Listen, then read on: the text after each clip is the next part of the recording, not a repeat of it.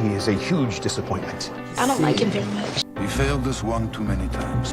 He doesn't care about us. Fear what? He says he has regrets.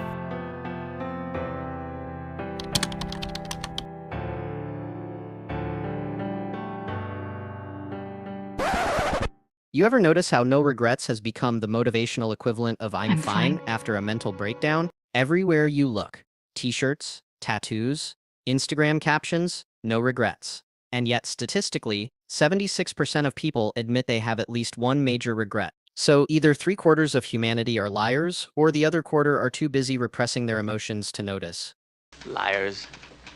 But let's be honest, regret is like gravity. You don't beat it by ignoring it, you just learn how to live with it. The real question isn't how do I have no regrets? It's, can I live in such a way that when regret inevitably shows up, I'll recognize it as part of being human, not a failure of it. So let's take a little catabasis, a descent down the rabbit hole of regret. And maybe by the end, you'll realize that a life with no regrets might actually be the most regrettable goal of all. Regret is what happens when your brain decides to host a film festival featuring every bad decision you've ever made. The ticket's free, but the show never ends. Ancient philosophers had a few things to say about that. The Stoics, Seneca, Marcus Aurelius, basically said, relax, you suffer more in imagination than in reality. Translation, you are not tormented by what happened, you are tormented by your mind's director's cut of it. Their antidote? Amor fati, love your fate. In other words, stop trying to edit the past, learn to appreciate the film as is. Then came Kierkegaard and Sartre, who treated regret as proof that you actually made a choice.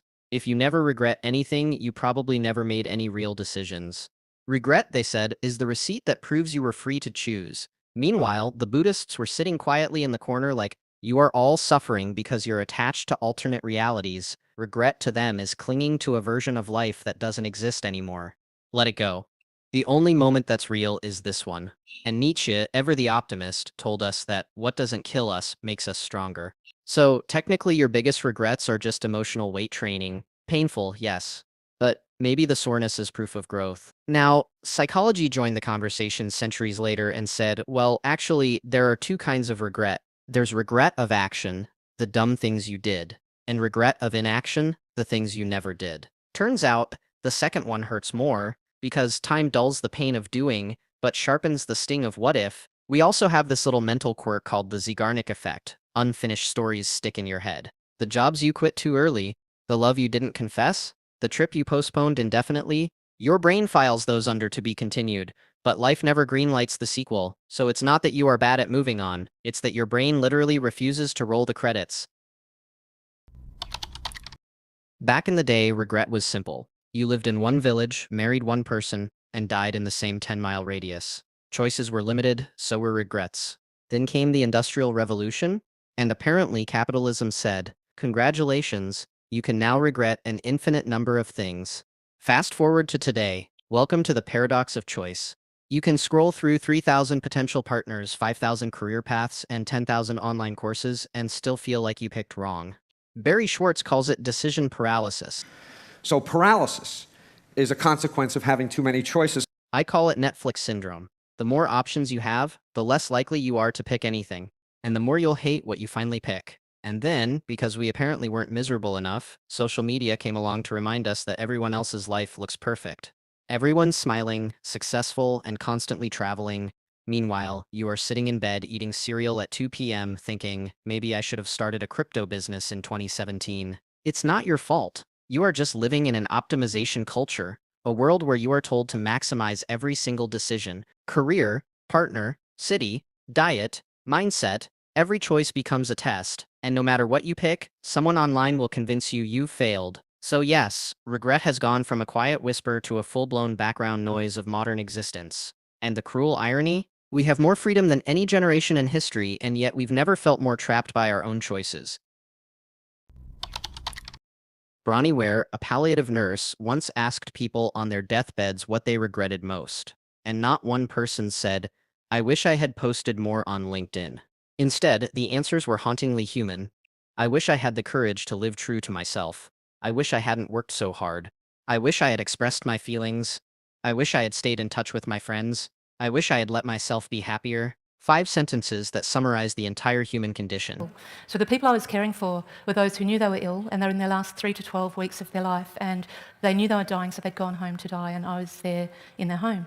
And what I found over time, though, was that my role, the physical duties I did, were just a byproduct of what I was really there for, and my key role was as a listener. And I didn't realise at the time that so many of my own prayers were being answered because I had some of the greatest teachers, and these were regular, humble people, but they were just like all of us, and the difference was that they were at the end of their lives, and so they were looking back over their lives, and a lot of them had regrets. Not everyone, but a lot more did than didn't. And those common themes just kept coming at me again and again, and had a profound effect on me personally.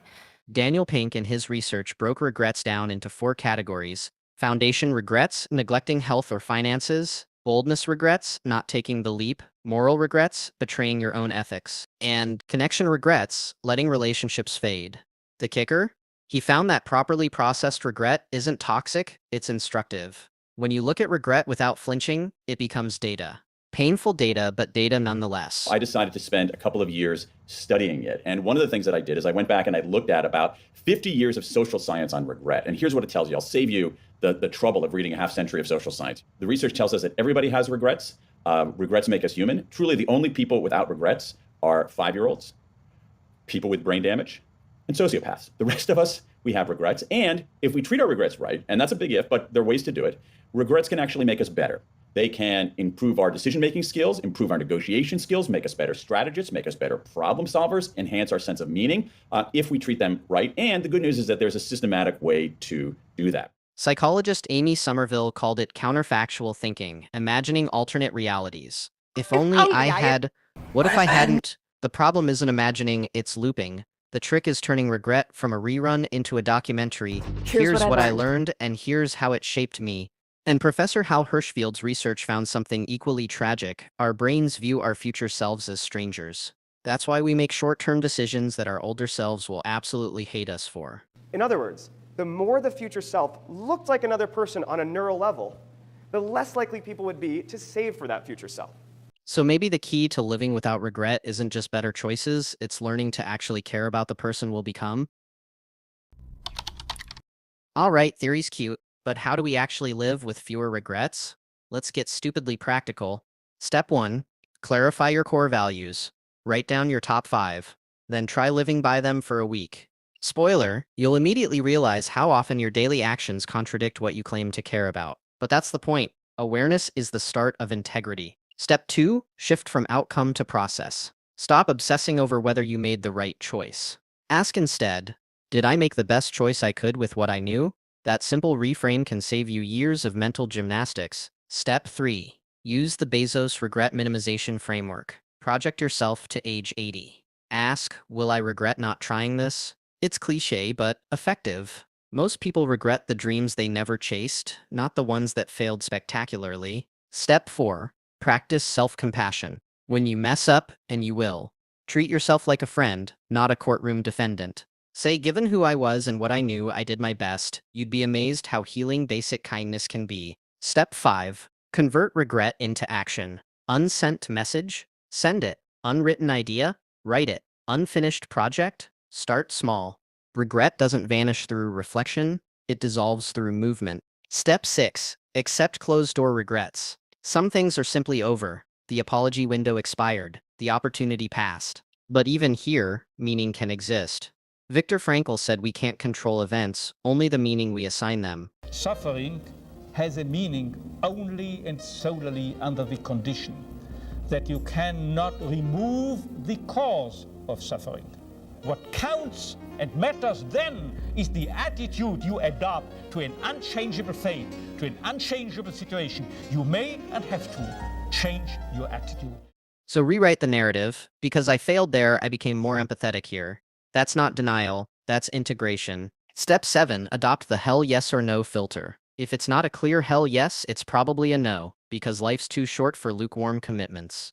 And every meh you say yes to steals time from what you'd actually die to do. Step 8. Create reflection rituals. Regret grows in neglect. So check in weekly, what felt right, what felt off. Do an annual audit, not of your finances, but of your choices. Keep an anti-regret journal. Record every time you acted with courage or honesty. It's easy to forget how many small right decisions you've already made. Here's the truth. A life with no regrets is either a fantasy or a symptom of amnesia. Regret is the tax you pay for being conscious. If you have none, you probably didn't live wide enough to earn any. Living without regret isn't about sterilizing your emotions. It's about building a life that can absorb regret without collapsing. A life where mistakes are feedback, not final verdicts. And in a strange way, regret proves you cared. You don't regret things that were meaningless, you regret what mattered. That's the bittersweet beauty of it. So maybe the goal isn't to have no regrets, but to have beautiful ones. Regrets that tell a story worth remembering. Because if regret is the shadow of desire, then at least it means you were reaching for the light. You can't undo the past, but you can stop making the same sequel. Start today, not perfectly, just intentionally. Have the conversation, take the risk, express the feeling. And if your desire is to have a clear conscience free from guilt and remorse, check out the ebook link in the description. Because one day you'll be 80, and the only question that will matter is, did I show up for my own life? Mark Twain, or someone pretending to be him, once said, 20 years from now, you'll be more disappointed by the things you didn't do than by the ones you did. And that might be the one quote everyone should actually live by. So leave stupidly, love recklessly. And when regret eventually knocks, invite it in, pour it tea, and let it remind you that you were alive.